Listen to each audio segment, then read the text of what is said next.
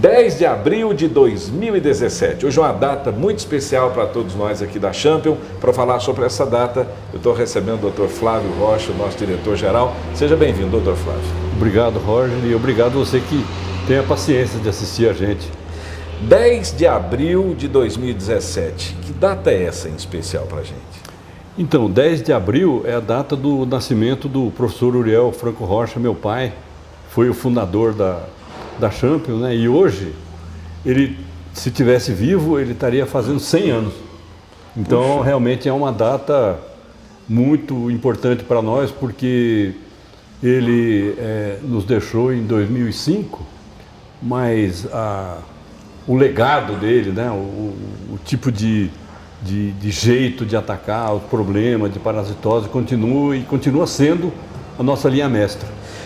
O professor Uriel foi o fundador da Champion, foi o IVA, que nasceu em 1959, e muita gente conhece o professor Uriel, que a gente encontra de doutores em parasitologia, em medicina veterinária, que sempre se lembram com carinho do professor e falam: ô rapaz, professor Uriel foi meu orientador, não fosse ele eu não era doutor, enfim. A gente sempre encontra esse tipo de grata surpresa aí pelo Brasil afora. Agora, essa é uma parte da história do professor Uriel. Vamos lembrar um pouquinho da história dele. Ele se formou em 1942. Isso. Aí, em 42, ele fez o que ele estava querendo fazer, que era fazer inseminação artificial, né? A alma do professor Uriel, né, era uma alma de boiadeiro, né? Nós somos o Rocha nosso, né? O meu pai chamava Franco Rocha, né? O Uriel Franco Rocha.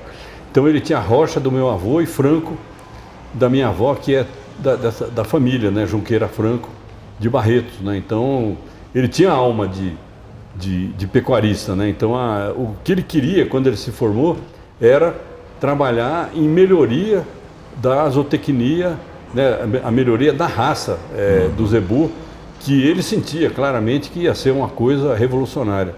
1942 foi um ano em que acho que, não sei se foi 39, coisa assim, tipo 3 ou 4 anos antes do meu pai se formar, o zebu não era considerado um animal de produção, ele era considerado um animal de zoológico. Que isso?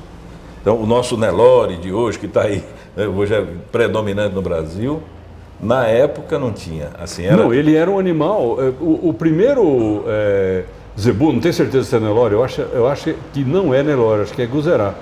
Foi importado por um fazendeiro, o meu pai escreveu muito sobre isso, né? Nós podemos depois, né, a gente vendo que o amigo pecuarista que está nos vendo aí gostou, né? Se quiser nós podemos ir mais a fundo falar mais sobre isso. Mas o primeiro zebu que foi importado foi um fazendeiro de café muito rico do Rio de Janeiro, que tinha um tipo de um zoológico em casa. Aí ele importou Guzerá, assim, tipo animais selvagens. Era um bicho exótico. Então. Era um bicho exótico. Ele importou, por exemplo, nos Estados Unidos tem gnu, lá eu tenho trabalhado muito nos Estados Unidos atualmente, né? Então, por exemplo, tem um tipo de eu esqueci o nome agora, é um gamo, né, da raça dos veados, né, dos alces, mas um bicho enorme, um bicho que atinge o tamanho de um boi de 600 quilos, que foi importado também pelos americanos como animal de zoológico. E depois, como ele é eficiente, ele se expandiu, assim como aconteceu com o zebu aqui no Brasil. E aí, o sonho dele então era ver esse zebu progredir. Progredir e ser um bicho produtivo. Então ele saiu da faculdade para ser zootecnista.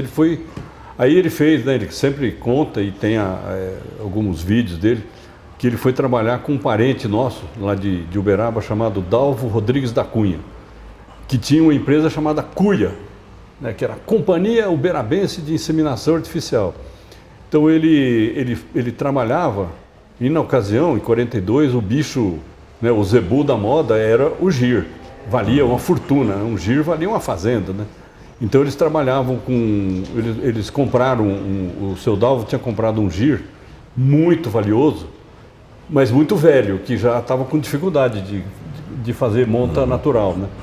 Então, um dos grandes orgulhos que o professor Uriel tinha é que esse animal que já estava, digamos, praticamente imprestável, ele ainda produziu, sei lá, 400 filhos, né? Ainda nos 3 ou 4 anos que ele ficou na cuia. Bom, então, na empresa Cuia, como fazia inseminação artificial já em 1942, inseminação já não era novidade na época, né? Novidade era no zebu. Foi a primeira operação comercial, tanto que o meu pai foi homenageado lá nos Estados Unidos com uma série de grandes homenagens dessa sociedade de zootecnia, porque eles conheciam inseminação, óbvio, né, em carneiro, em Angus, em Hereford, mas uma inseminação que não fosse, digamos, experimental ou de laboratório, foi a primeira vez que foi feita em regime de fazenda, foi na cuia. Então, o mesmo gir padrão de hoje em dia é o gir padrão, aí depois tivemos o gir leiteiro, exatamente por causa desse trabalho realizado pelo professor Uriel, isso na década de 1940. De 40, exatamente. Bom, daí o que nos liga diretamente ao professor Uriel e ao fato da gente trabalhar com esses produtos que são tão práticos para combater parasitas, foi o seguinte: o zootecnista ficou desanimado porque ele fazia nascer os bezerros e o bezerro morria de uma porção de coisa, né? Então não adianta você produzir para deixar o umbigo, né? Até hoje, no Brasil não mudou nada, de 1942 para cá, não mudou nada, nós continuamos tendo uma taxa de mais de 10% de bezerros que morrem antes de um ano, sendo que desses bezerros que morrem antes de um ano, mais de 80% morrem por causa de problema de umbigo. Nós vamos fazer um intervalozinho, depois a gente volta, nós vamos vender. Nós estamos aqui para fazer negócio, né, Claro. doutor Flávio? Hoje, inclusive, nós estamos aqui com uma condição especial para você ligar, para comprar. Vamos continuar a partir de onde nós paramos aqui, quando os zootecnistas começaram a ter problema. Nascia bezerro, E o bezerro morria. bezerro morria. Mas vamos fazer uma promoção, a gente já volta.